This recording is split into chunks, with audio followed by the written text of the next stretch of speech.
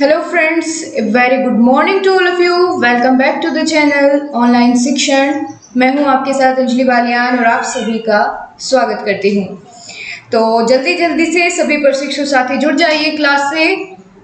हम इस समय 10 बज चुके हैं और बिल्कुल लाइव आ चुके हैं। अब हम अपनी क्लास की शुरुआत करेंगे। और गाइस, जैसे कि मैंने आपको पहले इंट्रोड्यूस कराया था कि आपकी मंडे, ट्यूसडे, वेडनेसडे स्टार्टिंग के 3 डेज सुबह 10 बजे इंग्लिश की क्लास रहती है। तो उसी अपनी प्रक्रिया को आगे बढ़ाते हुए आज हमारी इंग्लिश की 8वीं कक्षा है। ठीक है, तो इससे पहली 7 क्लासेस जिसने नहीं देखी है जरूर से देख ले, क्योंकि पूरी आज फर्स्ट यूनिट जो है वो कंप्लीट हो जाएगी। यूनिट फर्स्ट में आपके टीचिंग मेथड्स, अप्रोच, टेक्निक्स और जो लास्ट टॉपिक आज बचता है लिसनिंग विद कॉम्प्रिहेंशन, ये भी आज कंप्लीट हो जाएगा। तो आप समझ लीजिए कि यूनिट फर्स्ट में आपका कोई भी टॉपिक ऐसा नहीं बचेगा कि इससे बाहर आपका कुछ एग्जाम में पूछा जा सके। और इसी बीच हम इंग्लिश का टेस्ट भी ले चुके हैं, तो यानी आपकी प्रैक्टिस भी साथ साथ बिल्कुल बहुत अच्छे तरीके से जारी है। गुड मॉर्निंग एवरीवन, सभी लोग जुड़ जाइए। बहुत अच्छे।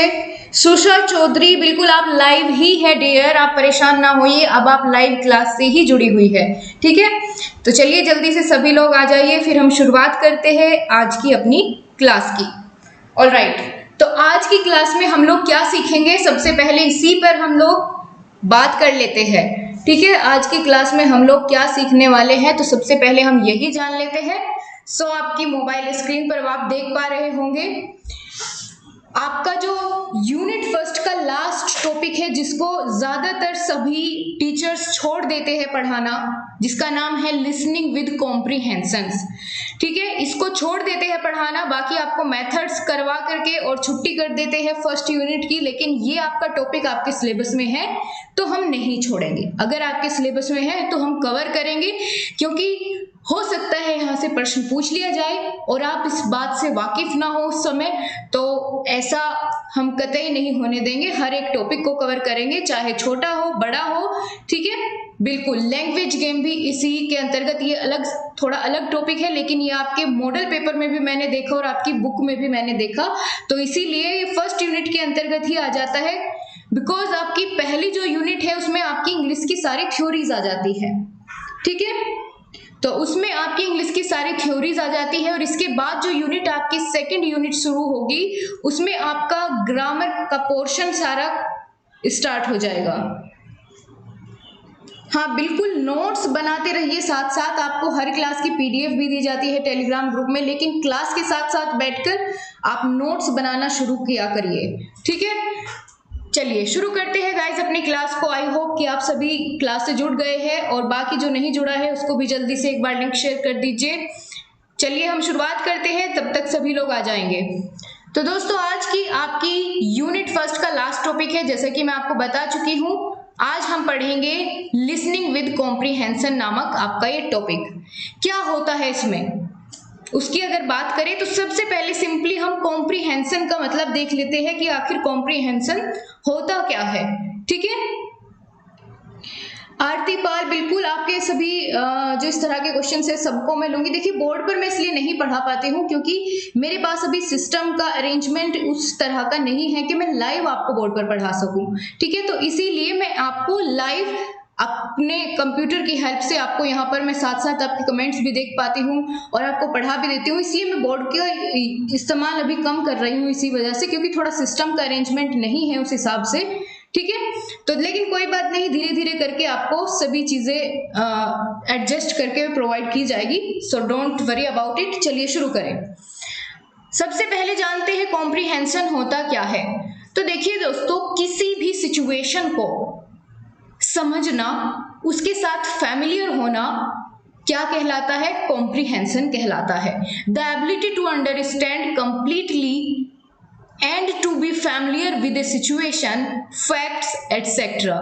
क्या होता है कॉम्प्रिहेंशन? किसे कहते हैं दोस्तों? किसी भी आपके सामने कोई सिचुएशन आ जाए, उसके साथ आप कैसे उसके संबंध में जानकारी रखते हैं, उस सिचुएशन में आप कैसे सोचते हैं, क्या डिसीजन लेते हैं, ये सभी वो जो एबिलिटी होती है डिसीजन लेने की, उस समय पर उस सिचुएशन के साथ फैमिलियर होने की, वही आपकी कॉम्प्रिहेंशन कहलाती है।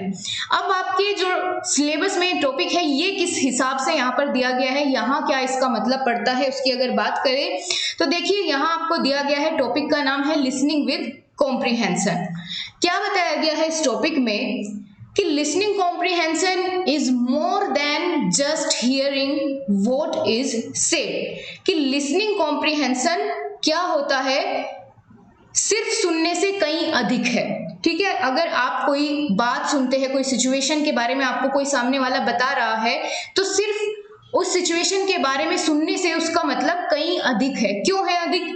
rather than it is a child's ability to understand the meaning of the words he hears and to relate them in some ways।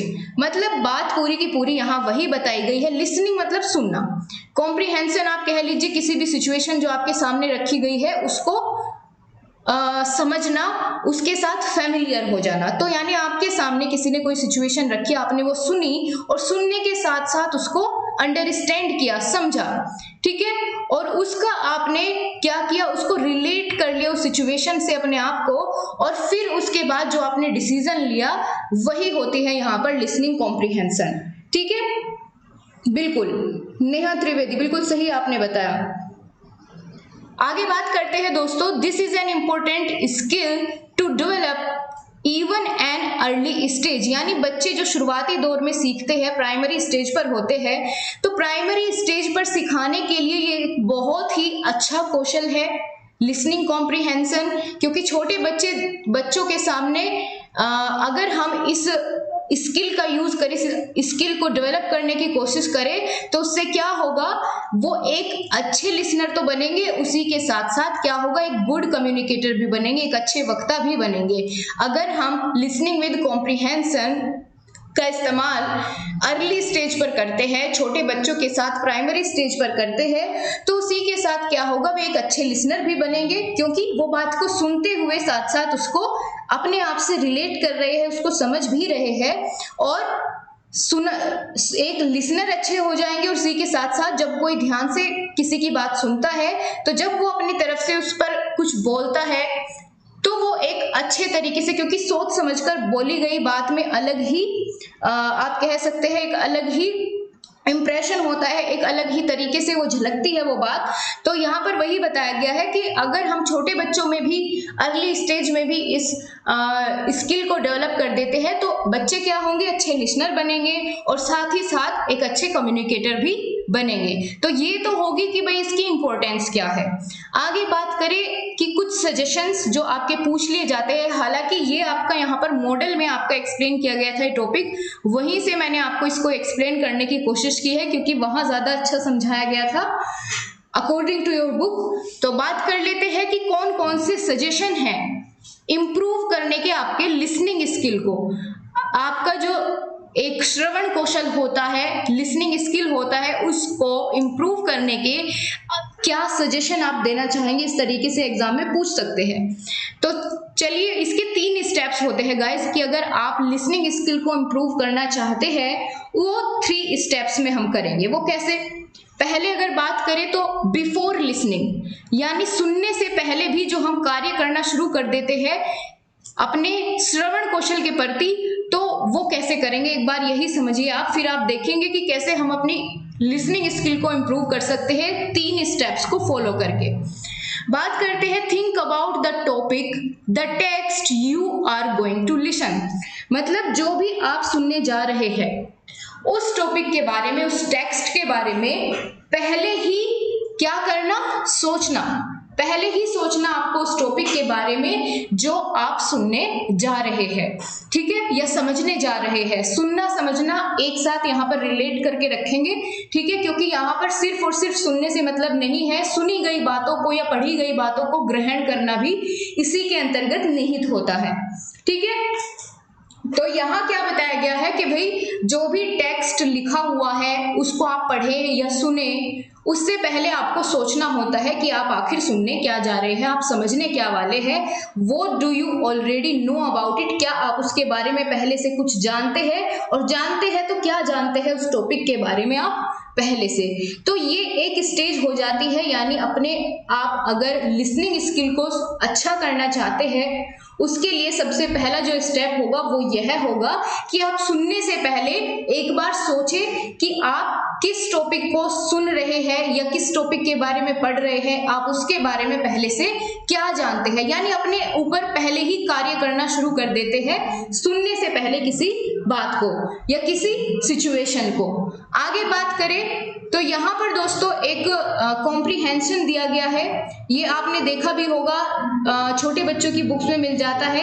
ये एक एग्जाम्पल आप समझ के चलिए, ठीक है, एक एग्जाम्पल के थ्रू हम यहाँ पर समझेंगे कि कैसे ये वर्क करता है, ठीक है। मान लीजिए छोटे बच्चों की बुक में आपने देखा होगा कि एक टॉपिक दे दिया जाता है, फॉर एग्जाम्पल आपको पोल्यूशन के ऊपर यहाँ पर एक पैराग्राफ दे दिया गया पढ़ने के लिए, ठीक है, ये कॉम्प्रिहेंशन का ही एग्जाम्पल है। तो आपको ये रिटन कॉम्प्रिहेंशन का एग्जाम्पल है, आपके लिए एक पैराग्राफ दे दिया गया है कि भाई पोल्यूशन के बारे में आप पढ़िए और इसको समझिए, ठीक है। केवल पढ़ने से काम नहीं चलेगा, आपको साथ साथ क्या करना है, समझना है उसको। जो सिचुएशन यहाँ पर दी गई है उसको समझना है, उसके साथ रिलेट करना है, और फिर जब यहाँ से क्वेश्चन पूछे जाएंगे, आप नीचे देख सकते हैं यहाँ पर क्या पूछे गए हैं, इस टॉपिक से यहाँ पर क्वेश्चंस पूछे गए हैं। तो जो ये प्रश्न यहाँ पर किए गए हैं ये डायरेक्टली रिलेटेड नहीं है इस टॉपिक से, ठीक है, डायरेक्ट क्वेश्चन नहीं है कि जिनका आपको एकदम से पैराग्राफ में क्या मिल जाएगा, आंसर मिल जाएगा। तो फिर कैसे है, यहाँ थोड़ा घुमा करके ये प्रश्नों को पूछा गया है, यानी यहाँ पर ये देखा गया है आपने सिचुएशन को, जो सिचुएशन दी गई थी यहाँ पर, इसको पढ़ के क्या समझा। अगर आपने समझा होगा तो आप इन प्रश्नों के उत्तर दे पाएंगे, ठीक है। तो इस तरीके से ये पूरा कार्य करता है। एक कॉम्प्रिहेंशन की अगर बात करें कि लिखी गई विषय वस्तु को पढ़ना, उसके साथ उसे समझना, और फिर उसके सामने उस सिचुएशन से कुछ पॉइंट्स रखे जाते हैं, कुछ क्वेश्चंस रखे जाते हैं, उस बच्चे को आंसर करना होता है। तो इससे उसके ये कॉम्प्रिहेंशन स्किल जो है वो बहुत अच्छी हो जाती है। उसके साथ साथ एक वो अच्छा लिसनर भी बनता है, क्योंकि वो लिखी गई बातों को या किसी के द्वारा कही गई बातों को बहुत अच्छे से सुनता है, समझता है और फिर बोलता भी अच्छा ही है, ठीक है। तो वो एक गुड कम्युनिकेटर भी बनता है। पहले स्टेप के बारे में मैंने आपको बताया कि क्या करना है, सुनने से पहले क्या करना है, किसी भी सिचुएशन के बारे में जो आपके सामने आने वाली है, जिसके बारे में आप पढ़ने वाले हैं, ये देखना कि आप उसके लिए पहले से क्या जानते हैं। तो अब दूसरे स्टेप की बात करें, यहाँ आपको बताया गया है व्हाइल यू आर लिसनिंग, यानी दूसरे स्टेप में अब आप बातें या उस सिचुएशन को सुन रहे हैं। पहले में सुनने से पहले का कार्य था, अब आप उस सिचुएशन के बिल्कुल क्या कह सकते हैं कि उस सिचुएशन को अब आप सुन रहे हैं। It is not necessary to understand every single word. Try to ignore those words that you think are less important anyway. यहाँ बताया गया है गाइस कि जैसे यही एग्जाम्पल ले लीजिए, आपको ये कॉम्प्रिहेंशन दिया गया है एक, यहाँ दूसरे स्टेप में क्या बताया गया है कि ये जरूरी नहीं है कि आप हर एक सिंगल वर्ड का मीनिंग जानें। अगर आपको लगता है कि कोई वर्ड ऐसा है कि जिसकी इंपॉर्टेंस ज्यादा नहीं है तो आप उसको इग्नोर कर सकते हैं, उसको यहाँ पर छोड़ सकते हैं, ये यहाँ पर बताया गया है। If you don't still understand something, लेकिन अगर उसके बाद भी आपके सामने कोई वर्ड ऐसा आता है कि जो इंपॉर्टेंट है लेकिन आपकी समझ नहीं आ रहा है, तो तब आप क्या करें, use a dictionary to look up words to ask someone else for help. तो उसके लिए आप डिक्शनरी की हेल्प ले सकते हैं या किसी अदर पर्सन से पूछ सकते हैं। तो ये पूरा प्रोसेस हो गया कि जब आप उस सिचुएशन को सुन रहे हैं, उस कॉम्प्रिहेंशन को पढ़ रहे हैं, या कोई आपके सामने कुछ बात बता रहा है, वहां अगर आपको कुछ समझ नहीं आता है तो आप किसी अदर की हेल्प ले सकते हैं और कुछ जो बातें आपके काम की नहीं है उनको छोड़ सकते हैं। तो ये हो गई दूसरी बात। यहाँ पर कुछ 2-3 पॉइंट्स बताए गए हैं, ठीक है, इनको भी देख लेते हैं कि ये क्या है। यहाँ दोस्तों बताया गया है कि भाई intonation and stress of the speakers can help you understand what you hear. बताया गया है कि जो वक्ता होता है, यानी आपके सामने जो कोई उस सिचुएशन को रख रहा है, उस बात को रख रहा है, तो उसके बोलने से आपको पता चलेगा कि इस बात में या इस बात में आपको किस टॉपिक पर या किस वर्ड पर ज्यादा फोकस करना है, किस पर कम, वो कैसे पता चलेगा। अब सामने वाला किसी वर्ड पर ज्यादा स्ट्रेस देता है, ज्यादा जोर देता है। अगर मान लीजिए मैं आपको कुछ समझा रही हूं और वहां पर कोई बहुत ही इंपॉर्टेंट वर्ड मेरे सामने आता है, तो उस पर मैं ज्यादा फोकस करती हूँ। कैसे, आपको कैसे पता चलेगा कि मैं उस वर्ड पर फोकस ज्यादा कर रही हूँ? क्योंकि मैं उसको स्ट्रेस के साथ बोलूंगी, उस पर जोर डालूंगी उस वर्ड पर, ठीक है। और इनोटेशन का मतलब होता है लय में, एक लय में बोलना। तो यानी एक यहाँ पर आप सुनकर समझ सकते हैं किसी स्पीकर की बात को, अगर वो कहीं पर स्ट्रेस के साथ किसी वर्ड को बोल रहा है, तो उससे आपको हेल्प मिलेगी कि सामने वाला क्या कहना चाहता है और क्या उसमें इंपॉर्टेंट पॉइंट था जिस पर उसने जोर डाला, ठीक है। और क्या कर सकते हैं आप अपने इस स्किल को और निखारने के लिए? तो बताया गया है take notes to support your memory. आप कुछ नोट्स बना करके अपने पास रख सकते हैं, ठीक है। बाकी जब आपको उसकी जरूरत पड़े तो आप उसको देख सके, रिवाइज कर सके, उसके बारे में जान सके। और focus on keywords and facts. अब आपको एक जनरल सा कॉमन सा एग्जांपल मैं बता दूं। देखिए, जब भी आप कोई पैराग्राफ पढ़ते हैं, मान लीजिए हिंदी का ले लेते हूं, आप कोई गद्यांश पढ़ते हैं, ठीक है। आप एग्जाम हॉल में बैठे और आपको एक पैराग्राफ दे दिया गया है, गद्यांश दे दिया गया है, और आपको उसमें से कुछ क्वेश्चंस के आंसर निकालने हैं। तो उसके लिए आप क्या करेंगे? अब यहाँ पर वो सिचुएशन अप्लाई करके देखिए जो आपने अभी सीखा है। आप सबसे पहले क्या करेंगे? देखेंगे टॉपिक का नाम क्या है, उसके बारे में आप कुछ पहले से जानते हैं, नहीं जानते हैं। दूसरे पॉइंट पर आप क्या करेंगे? अपने पास एक पेंसिल रखेंगे और उस पैराग्राफ को पढ़ना शुरू करेंगे। जहां आपको लगेगा कि ये एक यहाँ पर कुछ वर्ड ऐसा आया कि आपको लगता है कि यहाँ से नीचे जरूर क्वेश्चन पूछा गया होगा, तो आप उसको अंडरलाइन करते हुए चलेंगे। करते हैं ना ऐसे? बताइए, सभी लोग ऐसे करते हैं। जब गद्यांश या पद्यांश को सोल्व करते हैं तो आप साथ साथ पेंसिल लेकर बैठते हैं, और जहां पर आपको लगता है कि महत्वपूर्ण बात इसमें कही गई है, उसको आप साथ साथ अंडरलाइन करते हुए चलते हैं, ताकि आपको क्वेश्चंस करने में उसकी हेल्प मिले। यानी कुछ की पॉइंट्स बना लेते हैं। बिल्कुल, वो आपको हेल्प करती है जब आप उसके क्वेश्चंस के आंसर करते हैं। तो यहाँ पर वही बात की गई है कि कुछ कीवर्ड्स होते हैं, फैक्ट्स होते हैं, उन पर ज्यादा फोकस करना है। बिल्कुल जी वंदना जी। आगे बात करते हैं, एक लास्ट जो स्टेप आपका बच जाता है, एक तो हो गया बिफोर लिसनिंग, दूसरा होता है at the time of listening, while you are listening, यानी जब आप सुन रहे हैं, और तीसरा जो स्टेप हो जाता है वह है आफ्टर लिसनिंग, यानी सुनने के बाद आप क्या करते हैं। फिर think about the text again, जो भी लिखा गया था उसके बारे में आप एक बार फिर से सोचते हैं। Have you understand the main point, क्या आपने उसके मेन पॉइंट्स जो थे उसको सीख लिया है, इस बारे में आप सोचते हैं। और अगर सीख लिया है तो ठीक है, नहीं तो आप इस प्रक्रिया को दोबारा से शुरू करते हैं, दोबारा से उन पॉइंट्स को एक बार फिर से देखते हैं, ठीक है। तो ये थी पूरे 3 स्टेप्स थे, एक तो बिफोर लिसनिंग, व्हाइल लिसनिंग और आफ्टर लिसनिंग। ये किसके स्टेप्स थे? सजेशंस थे इंप्रूविंग लिसनिंग स्किल, यानी लिसनिंग स्किल को इंप्रूव करने के ये 3 स्टेप्स थे जो आपने देखे। लिसनिंग कॉम्प्रिहेंशन आपने देख लिया क्या होता है, इसके स्टेप्स देख लिए इस स्किल को इंप्रूव करने के। अब हम यहाँ पर आगे बढ़ेंगे और इसके साथ ही जो आपका एक और यहाँ पर छोटा सा टॉपिक बच जाता है, बहुत प्यारा सा, लैंग्वेज गेम, इसकी बात कर लेते हैं। और इसी के साथ आपकी पहली यूनिट जो है वो खत्म हो जाएगी इस टॉपिक के साथ ही। बिल्कुल, तो यहाँ पर दोस्तों लैंग्वेज गेम क्या होते हैं, क्या समझते हैं आप इससे? गेम्स से समझ आता है कि जरूर कुछ खेलने की बात यहाँ पर हो रही है, और लैंग्वेज यानी भाषा का खेल। भाषा का खेल कैसे हो सकता है बताइए? क्या भाषा के लिए भी कोई खेल होता है? तो बिल्कुल होता है।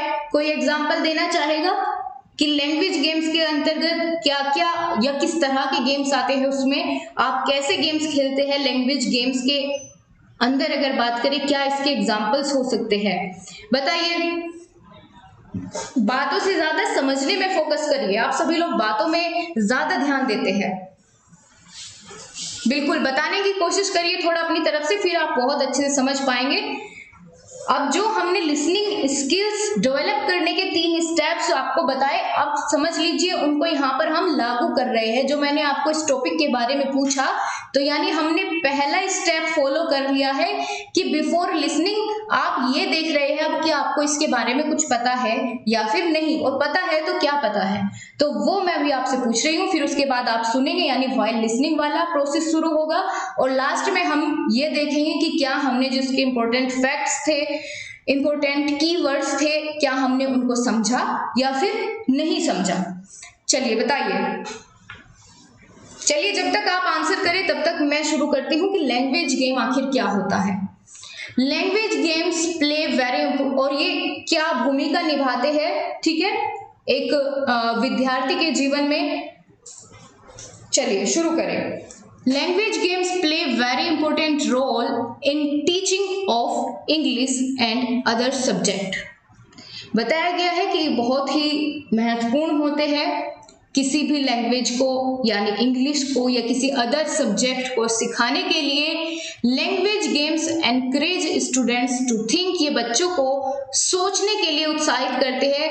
बच्चे जब हम इन लैंग्वेज गेम्स को खिलाते हैं उन बच्चों को, तो उन्हें सोचने पर मजबूर करते हैं, और उनकी जो स्मरण शक्ति है और संज्ञानात्मक शक्ति है उसका विकास होता है।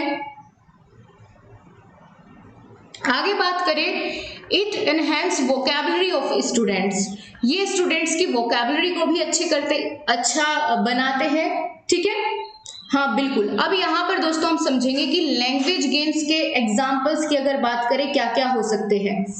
तो लैंग्वेज गेम्स की अगर हम बात करें दोस्तों, जैसे आप यहाँ पर आप देख पा रहे हैं कि आपको एक डायग्राम दिखा दिया गया है, और बच्चों को एक एक करके खड़ा करके उनसे पूछे कि यहाँ से स्टार्ट करिए, ये कौन सा फ्रूट है, फिर दूसरे बच्चे का नंबर आए, ये कौन सा फ्रूट है, ये कौन सा है। तो इस तरीके से यानी उन्हें गेम की तरह एक एक करके बच्चों से पूछे, और वो सोचने पर मजबूर हो कि सामने ये कौन सा फ्रूट है, जल्दी से उसका नाम याद करे, जिससे कि वो हार ना जाए इस गेम में। इसी के साथ हम कुछ अंताक्षरी खेलते हैं इंग्लिश वर्ड्स के, आपने पूछा होगा, ठीक है। जब आप इंटर्नशिप पर गए आपने इस तरह के बच्चों के साथ गेम्स खेले होंगे, लैंग्वेज गेम्स। अंताक्षरी हो सकती है इंग्लिश वर्ड्स की, तो ये सभी लैंग्वेज गेम्स के ही एग्जाम्पल्स है। बिल्कुल। आगे बात करें दोस्तों, यहाँ बात कर लेते हैं कि टाइप्स कैसे कौन कौन से होते हैं। और हाँ, क्लास में पूरा ध्यान रखिए क्योंकि लास्ट में आपसे क्वेश्चन पूछा जाएगा, ठीक है। 3 क्वेश्चन है आपके बहुत अच्छे, और पूरा बढ़िया तरीके से आपको जवाब देना है उनका। देखती हूँ कौन कौन सही जवाब दे पाएगा या फिर बातों में ही लगे रह जाएंगे आप लोग। तो चलिए एक और चीज यहाँ पर जो महत्वपूर्ण है वो जान लीजिए, इसी के साथ आपका लैंग्वेज गेम जो है वो कंप्लीट हो जाएगा। अगर आपसे पूछ लिया जाए कि बताइए लैंग्वेज गेम्स के कितने टाइप्स होते हैं, तो आप कैसे बता पाएंगे। There are 3 types of language games. First one is oral games, reading games और राइटिंग लैंग्वेज गेम्स। राइटिंग में आप कुछ फिलअप्स दे सकते हैं उनको फिल करने के लिए बच्चों को, ठीक है। रीडिंग गेम्स होते हैं, और ओरल गेम्स हो सकते हैं कि जैसे मैंने आपको बताया उसमें अंताक्षरी कर सकते हैं आप इंग्लिश वर्ड्स के बच्चों के साथ। हाँ बिल्कुल। हाँ, बीच में कुछ मिस करके प्रेमशिला, बिल्कुल सही आपने बताया, बीच में हम उसमें कुछ ब्लैंक छोड़ देते हैं और फिर बच्चों से पूछते हैं। बहुत अच्छे। जैसे हाँ बिल्कुल, जैसे फैन लिखा हुआ है, आपने बताया कि जैसे फैन है तो ए मिस कर दिया और यहाँ पर उसको ऐसे fill in the blanks fill करने के लिए दे दिया, तो ये राइटिंग गेम्स हो जाएंगे। बच्चे को यहाँ पर फिल करना है और सोचना है कि यहाँ क्या आ सकता है कि ये वर्ड पूरा बन जाए और एक मीनिंगफुल सेंस दे। बिल्कुल ठीक है। तो ये 3 टाइप्स थे लैंग्वेज गेम्स के। आई होप आपको बहुत अच्छे से अब समझ में आ गया होगा कौन कौन से। ओरल गेम्स, रीडिंग गेम्स और राइटिंग लैंग्वेज गेम्स, ये आपके 3 गेम्स हो गए हैं। अब आपकी आ जाती है क्वेश्चन की बारी। ओके, और आज ही की क्लास के साथ आपकी फर्स्ट यूनिट बिल्कुल फिनिश हो जाएगी, कुछ भी आपका बाकी नहीं रहेगा। और आशा करूंगी कि आप साथ साथ नोट्स जरूर बना रहे होंगे, क्योंकि आपको जब क्लास के तुरंत बाद नेक्स्ट डे मॉर्निंग में आपको पीडीएफ दे दी जाती है पिछली क्लास की, और उसके बाद अगर आप कहते हैं कि एक बार फिर से पीडीएफ प्रोवाइड की जाए, तो देखिए मेरे पास इतनी मैनेजेबल वे में चीजें नहीं होती है। मैं एक बार प्रोवाइड कर देती हूँ तो मुझे खुद नहीं पता रहता कि मैंने कहाँ उसको स्टोर किया है। तो आशा करूंगी कि आप साथ साथ उसका बेनिफिट ले। मैं आपको टेलीग्राम ग्रुप में जैसे ही शेयर करती हूँ तो आप उसको अपने पास सेव करके रखें, ठीक है। यानी आप 15-20 दिन पहले की पीडीएफ अगर मुझसे बाद में मांगते हैं तो फिर मुझे प्रॉब्लम होती है उसे ढूंढने में। तो मैं आशा करूंगी कि जब मैं आपके पास सही समय पर उसको भेज देती हूँ तो आप उसको सेव करके अपने पास रखें, ठीक है। चलिए अब यहाँ पर क्वेश्चन आपके सामने आ जाता है गाइस। पहला प्रश्न है आपकी स्क्रीन पर, पूछा गया है which is a receptive skill. DElEd 2019 में पूछा गया क्वेश्चन है और अच्छा प्रश्न है। इसके बारे में हमने बात भी की थी कि रिसेप्टिव स्किल कौन से होते हैं, प्रोडक्टिव स्किल कौन से होते हैं। जो भी उस क्लास में उस समय होगा वही इसका आंसर कर पाएगा, ऐसी मैं यहाँ पर आशा करती हूँ। तो चलिए 4 ऑप्शंस आपके पास है, देखती हूँ कौन बता पाएगा। पिंकी जी, मैथ्स का सिलेबस आपका 4th सेमेस्टर का बिल्कुल कंप्लीट है। आप प्लेलिस्ट में जाकर प्लीज एक बार चेक करिए और वहां से आपका अपना पूरा सिलेबस कंप्लीट करिए। मैथ्स की क्लासेस बिल्कुल कंप्लीट हो चुकी है विद प्रैक्टिस, ठीक है। तो चलिए आंसर करिए। यहाँ पर पूछा गया है रिसेप्टिव स्किल कौन सा है, listening, speaking, writing, none of the above. अब जो इसका आंसर कर पाएगा सच में उसके लिए काबिले तारीफ वाली बात होगी, और जो नहीं कर पाएगा वहां पर और क्लास में उस समय वो बच्चा था तो तब वो गलत बात हो जाएगी फिर तो। यहाँ पर चलिए देखते हैं कौन इसका सही आंसर कर पाएगा। बहुत ही बढ़िया क्वेश्चन है और पूछा गया है, सबसे बड़ी बात ये है। बहुत ही अच्छा। अभी मैं नहीं बताने वाली इसका सही आंसर जब तक सभी लोग अपना आंसर नहीं कर देते। जल्दी से आंसर करिए, अभी पता चल जाएगा कि आप क्लास में बातों पर ध्यान देते हैं या फिर सीखने पर ध्यान देते हैं, ठीक है। बहुत अच्छे। सबसे पहले यहाँ पर अनुराग यादव ने सही जवाब दिया है और उसके बाद निया त्रिवेदी, बिल्कुल सही आपने बताया। और ज्यादातर लोगों ने यहाँ पर गलत आंसर किया है, ऑप्शन सी बिल्कुल नहीं होगा। राइटिंग एक प्रोडक्टिव स्किल है, ना कि रिसेप्टिव स्किल। क्यों? अब क्या मुझे कोई रीजन भी बता सकता है कि आपने जिसने भी लिसनिंग आंसर किया है वो रिसेप्टिव स्किल क्यों है, कैसे है? जी बिल्कुल बताइए, निया बताइए किस तरीके से। हाँ, लॉक कर दिया मैंने आपका आंसर, लेकिन रीजन बता दीजिए मुझे ताकि बाकी बच्चे भी समझ पाए और बातों में ध्यान देने से ज्यादा क्लास में ध्यान रखे आगे से। ए ऑप्शन बिल्कुल करेक्ट है। रिसेप्टिव स्किल कौन सा होगा? लिसनिंग। बिल्कुल, देखिए मैं बताती हूं आपको लिसनिंग स्किल रिसेप्टिव स्किल कैसे है। लिसनिंग में आप क्या करते हैं, देखिए हमारे सबसे पहले बात करें तो किसी भी लैंग्वेज को सीखने के लिए 4 स्किल्स होते हैं या 4 स्टेप्स होते हैं। कौन कौन से? LSRW, लिसनिंग, स्पीकिंग, रीडिंग और राइटिंग। अगर बात करें लिसनिंग की तो लिसनिंग में क्या करते हैं आप लोग, जैसे हिंदी में इसका उच्चारण करें तो यानी सुनना। सुनते हुए क्या आपका उसमें कोई अपनी तरफ से आपकी तरफ से उसमें कोई प्रतिक्रिया होती है? लिसनिंग करते समय नहीं, आप सिर्फ चुप रहते हैं, आपकी तरफ से कोई एक्टिवनेस नहीं होती है, ठीक है। आप उस समय एक्टिव नहीं रहते हैं जितना कि आप स्पीकिंग करते समय एक्टिव रहते हैं, क्योंकि वहां आपको बोलना होता है, ठीक है। तो लिसनिंग स्किल जब आप यानी सुन रहे होते हैं तो उस समय आप उतना एक्टिव नहीं रहते हैं और उस समय सिर्फ आप ग्रहण कर रहे होते हैं, दूसरे के द्वारा कही गई बातों को रिसीव कर रहे होते हैं। इसी वजह से ये क्या कहलाता है? रिसेप्टिव स्किल कहलाता है।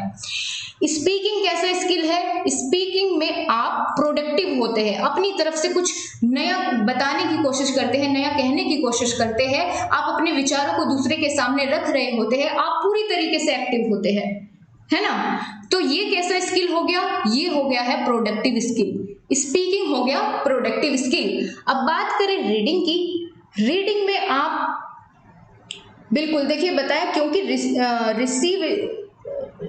रिसीविंग स्किल इसलिए होता है कि बात को समझने से पहले सुनना होता है। बिल्कुल, हाँ ये भी बात सही है। अच्छा बताइए राइटिंग स्किल कैसा होता है? राइटिंग और रीडिंग भी बताइए, इन दोनों में आपको अंतर बताना है, कौन सा रिसिप्टिव है, कौन सा प्रोडक्टिव है, इन दोनों में आप चुनेंगे। मैंने दो का आपको बता दिया। अब लास्ट दो जो बचते हैं, रीडिंग और राइटिंग, इन दोनों को आपको बताना है, क्योंकि यहां से बिल्कुल क्वेश्चन पूछा जा सकता है।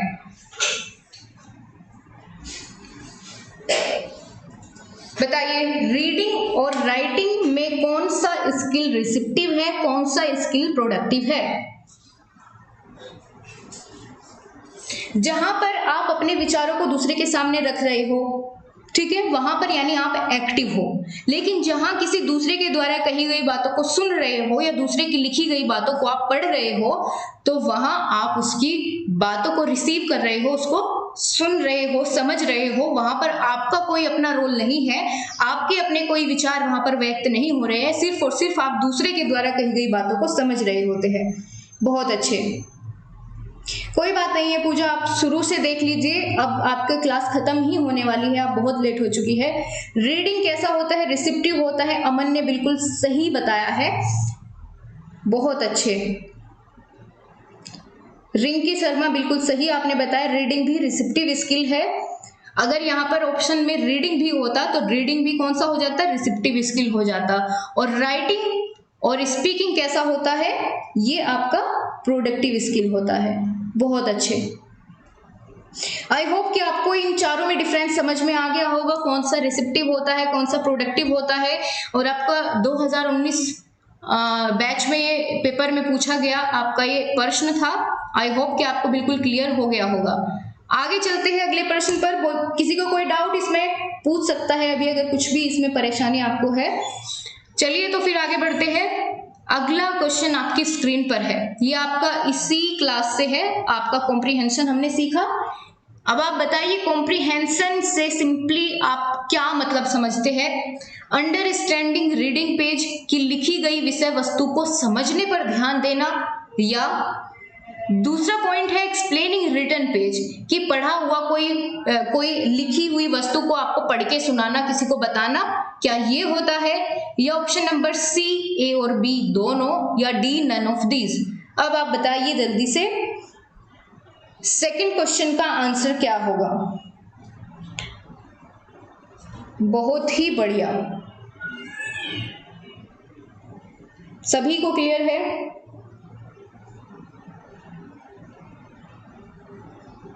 सेकंड क्वेश्चन का आंसर करिए, उसके साथ ये भी लिखिए कि आप पहले का आंसर कर रहे हैं सेकंड का, ताकि मैं समझ पाऊं।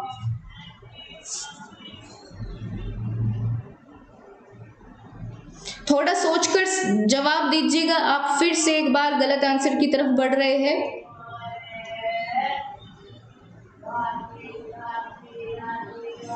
और रीजन मैं आपसे पूछने वाली हूं कि क्यों आपने इसका ये आंसर किया। बिल्कुल,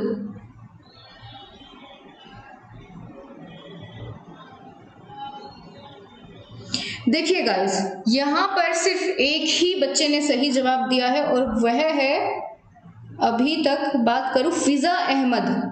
फिजा अहमद ने बिल्कुल सही बताया है। मुझे पता था कि आप कंफ्यूज होगे, इसीलिए मैंने आपका ये ऑप्शन रखा था, सी वाला, ठीक है। बिल्कुल ए ऑप्शन के साथ बनी हुई है। फिजा बिल्कुल सही आपने बताया, ऑप्शन ए सही है। कैसे सही है?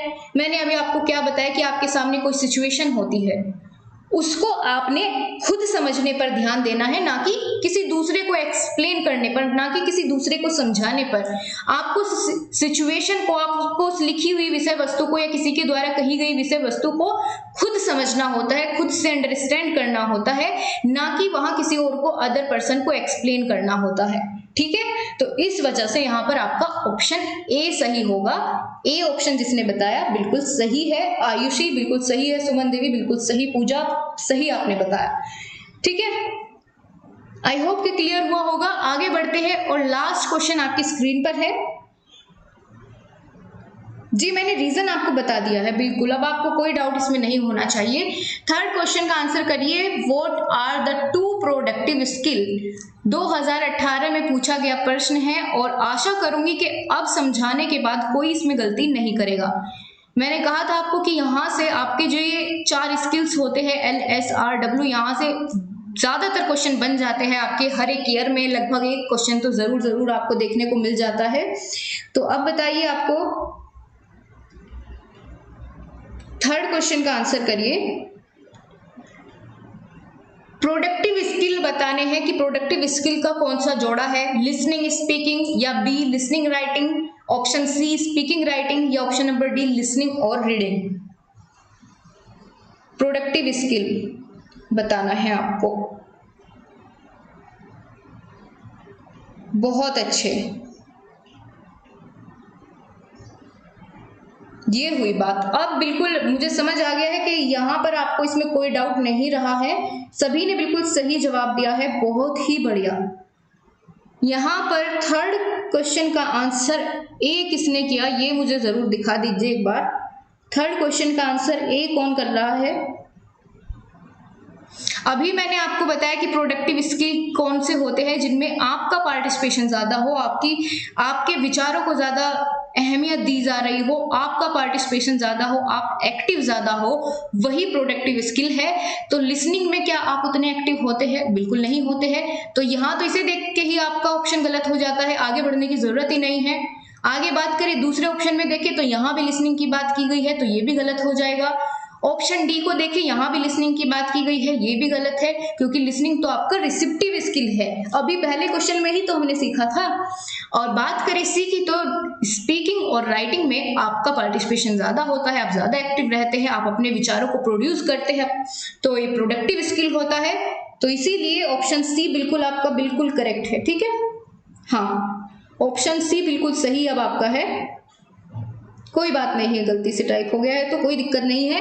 अब आप ये बता दीजिए कि बिल्कुल आपको क्लियर हो गई सभी चीजें, और क्लास पसंद आ रही है तो साथ साथ लाइक भी करते रहे। अगर क्लास में आपको मजा आ रहा है, क्लास समझ आ रही है, तो लाइक करना बिल्कुल ना भूला करें आप लोग, मुझे कहने की जरूरत ना पड़े, मुझे भी अच्छा लगता है जब आप लोग अपनी तरफ से मुझे सपोर्ट करते हैं। बहुत अच्छे। तो इसी के साथ दोस्तों हमने अपना लास्ट का टॉपिक भी कवर कर लिया है, ठीक है। आपकी फर्स्ट यूनिट बिल्कुल कंप्लीट हो गई है। यहाँ से जितने क्वेश्चन आ सकते थे एमसीक्यूज में, जितने मैं अपनी तरफ से बना चुकी हूँ, आपके टेस्ट हो चुका है फर्स्ट यूनिट का। एक बार अगर नहीं देखा है इसको भी जरूर देखिए, आपको पता चल जाएगा आपने कितना सीखा है वहां पर। और इसी के साथ हम आपकी आज की क्लास को यहीं पर समाप्त करते हैं। Thank you so much guys, आपसे फिर मुलाकात होगी, तब तक के लिए बने रहिए और स्वस्थ रहिए, ठीक है। अपना ध्यान रखिए। टेलीग्राम नहीं ज्वाइन किया है आपने तो आपको लिंक दे दिया गया है, देखिए टेलीग्राम ग्रुप में, वो सॉरी कमेंट बॉक्स में आप देख पा रहे होंगे ऊपर लिंक दिया गया है, पिन कर दिया गया है, वहां से आप ज्वाइन कर लीजिए, ठीक है। चलिए ठीक है, thank you so much guys, आपसे फिर मुलाकात होगी, तब तक के लिए बाय बाय, टेक केयर, जय हिंद, जय भारत।